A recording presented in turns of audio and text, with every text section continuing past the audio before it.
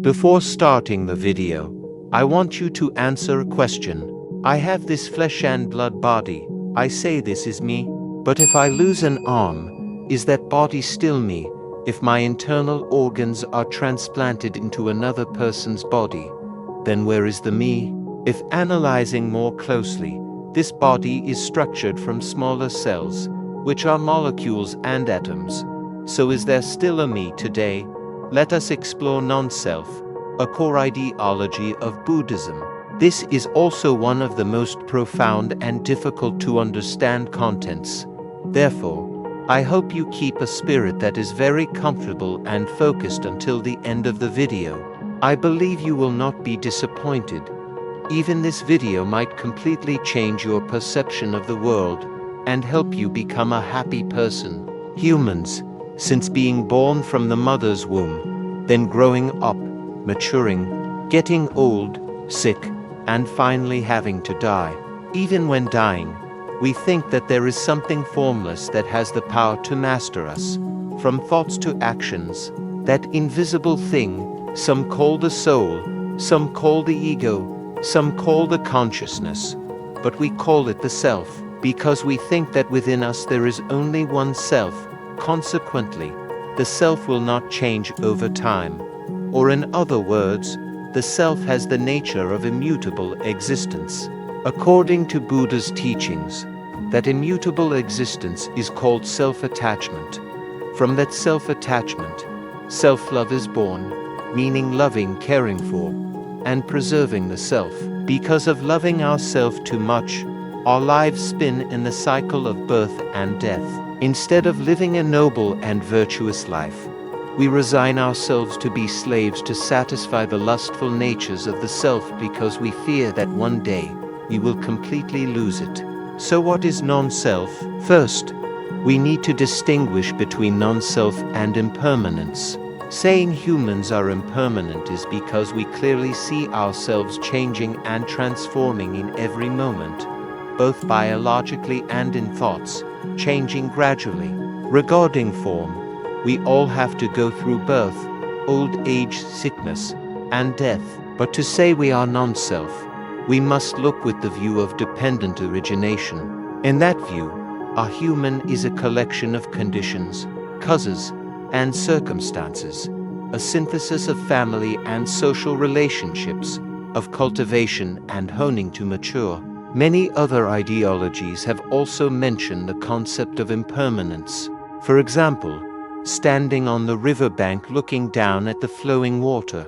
The brilliant philosopher Heraclitus said, "No man ever steps in the same river twice, because stepping down into the same river, one often encounters new waters." Confucius wrote, "It flows on like this, never ceasing, day and night like this."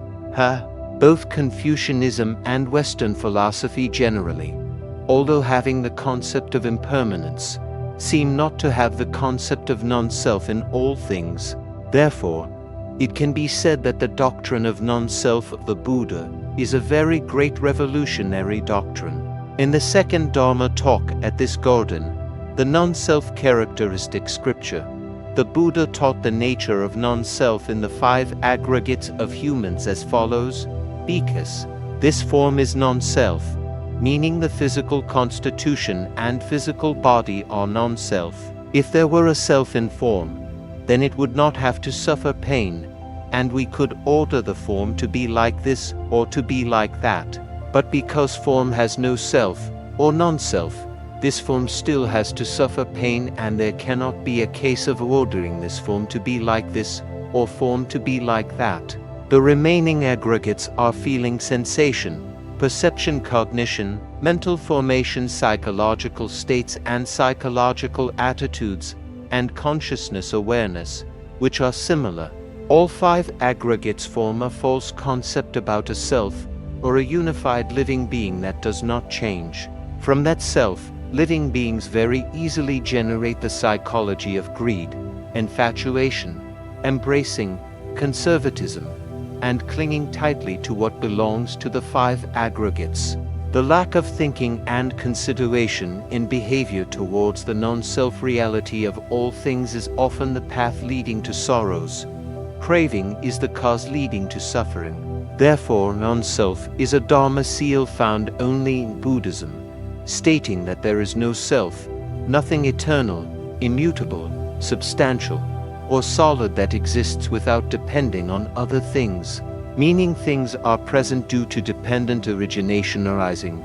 Things have no right to self-generate or self-destruct. Thus, according to Buddhism, the self, the I, does not exist, but is only a collection of the five aggregates always changing, rising and ceasing. Non-self is one of the three Dharma seals. The other two seals are suffering and impermanence. Whatever is born must die is impermanence. Whatever is impermanent is suffering. Whatever is suffering and changes according to rising and ceasing, not depending on its own will, is non-self. All conditioned dharmas, dharmas that have birth have death, are suffering. Correctly perceiving the nature regarding the psychophysiological activities of oneself is looking very clearly at the three Dharma seals: impermanence, suffering, non-self of the five aggregates. As long as human thinking is still bound in concepts of the permanence and eternity of the self, and the wrong method of attachment, then the three Dharma seals still have value and existence in the world. Scientific discoveries also prove that non-self is a truth. For example, our brain has billions of cells, but there is no boss cell to give orders or command the information cells to communicate with each other. When a thought arises, it is the result of all neurons.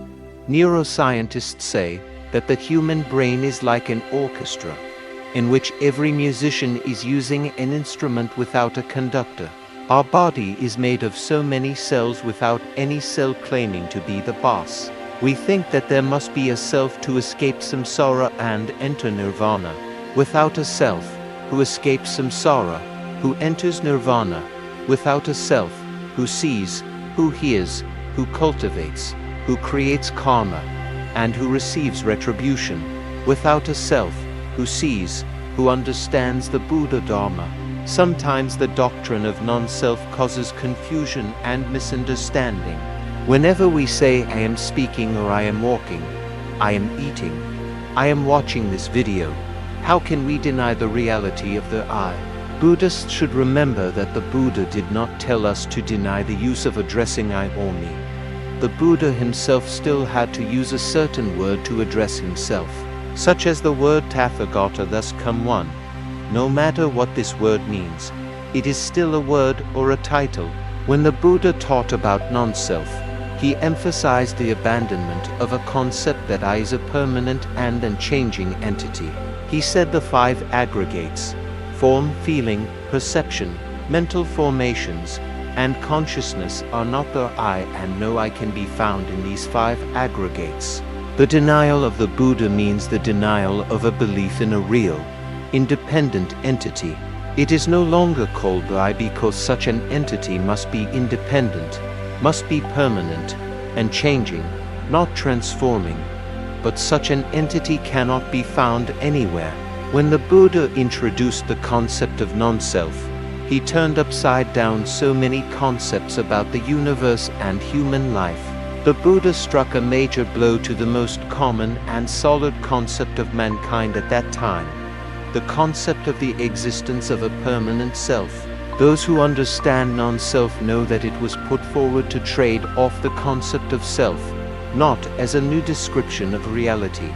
The concept of non-self is a means, not an ultimate end. If it becomes a concept, it also needs to be broken like many other concepts.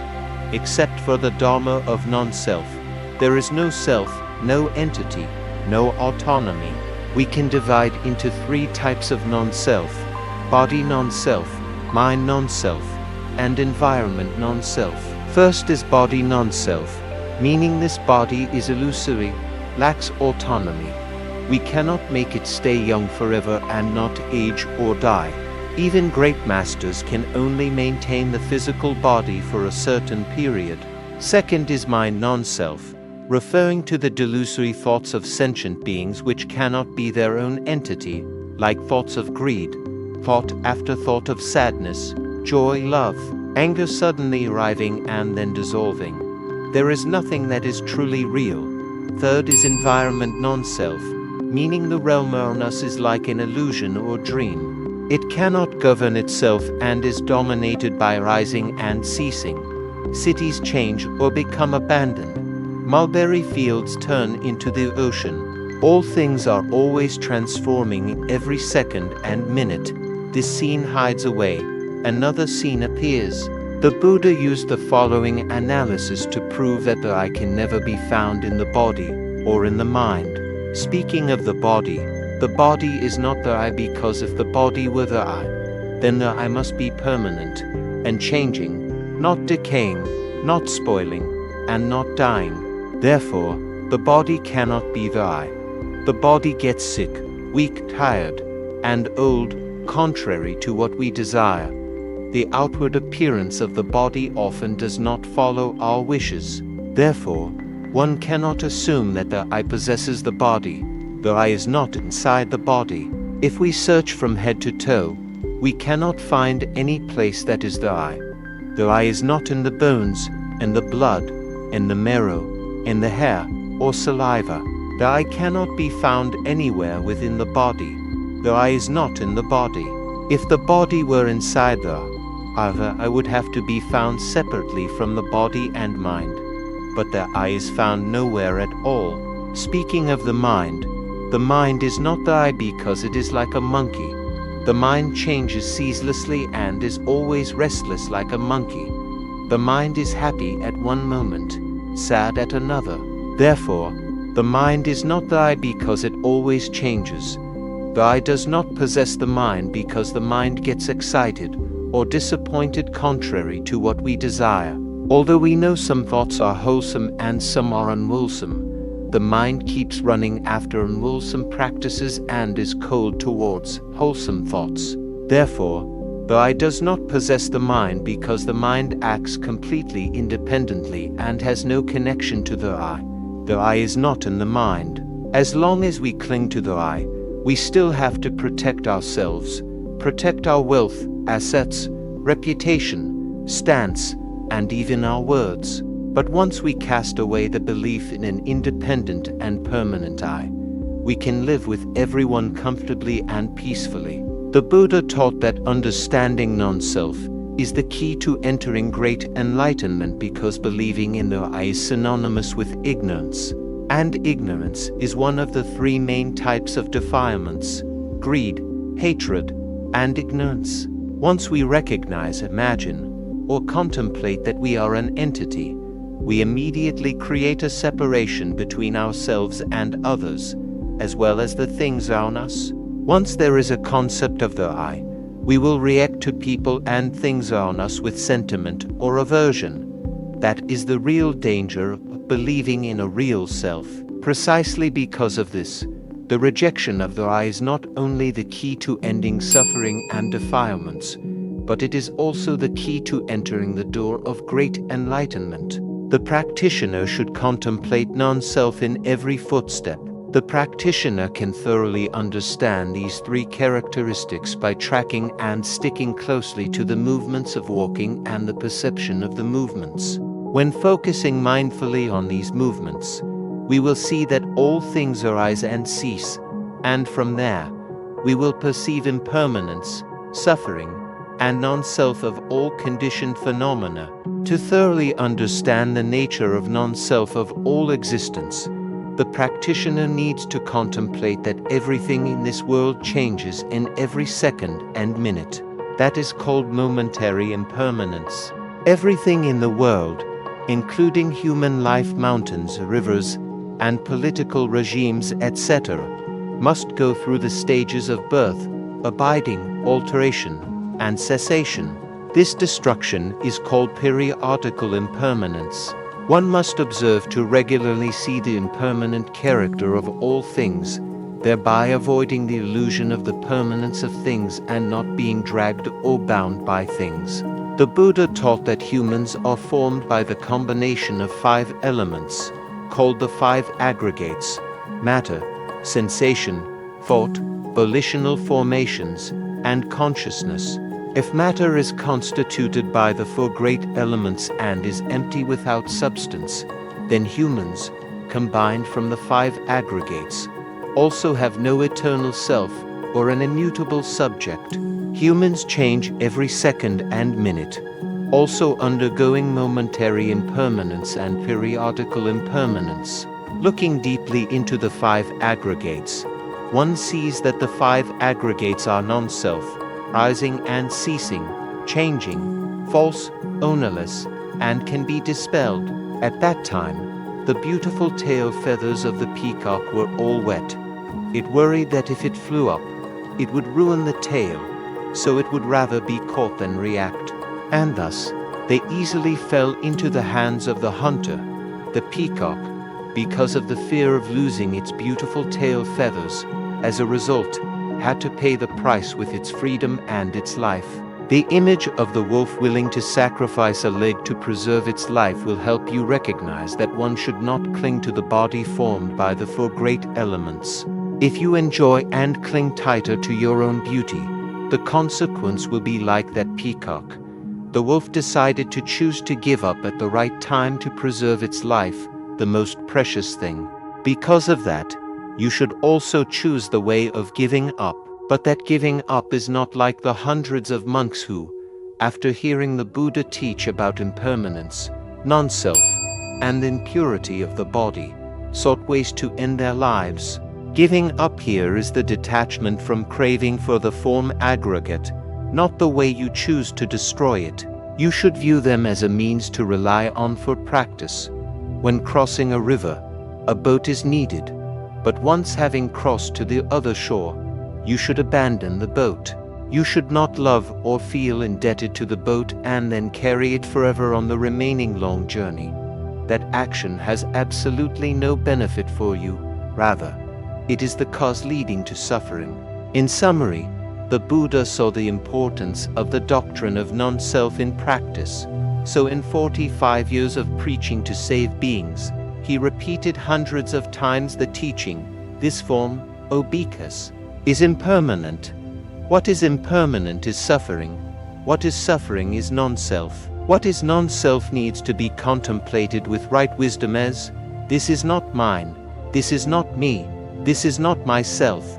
By contemplating with right wisdom as it truly is, the mind detaches from greed, is liberated, and does not cling to defilements. So how to practice non-self correctly? Practicing non-self, which means practicing not clinging to oneself, is a difficult thing. Almost everyone tries not to cling to themselves, and thus clings even more. And the Dharma gate of non-self of Buddhism is therefore a method that hardly anyone can practice. The reason is that people practice it the wrong way.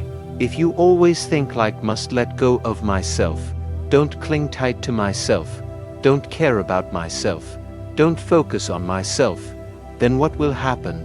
The consequence of thinking like that is you will cling to yourself terribly. Under the operation of the law of attraction, the law of attraction states that the more we mention something, the more we attract it to us. The more we mention me, the more our ego expands. The law of attraction knows no grammar. Whether you say I am fat or I don't want to be fat, you still attract fat to you. So fat or don't fat is the same to the law of attraction. The important thing is fatness. Therefore, you cannot practice non-self by mentioning the self in any form, any grammar, any sentence structure. Do not speak of me. And the way for your mind not to speak of me, not to think of me, is to direct the mind towards others. Try to study to serve the country later. Try to go study abroad to be excellent for the country later. Focus on the poor in your career. When we direct our mind towards others like that, that is a non-self mind, taking others as the focal point. And the law of attraction will pull others into your thinking, making you love people more, be more philanthropic, and more altruistic. This is a very basic and important method to practice non-self. Take others, everyone, the country as the focus point of thinking.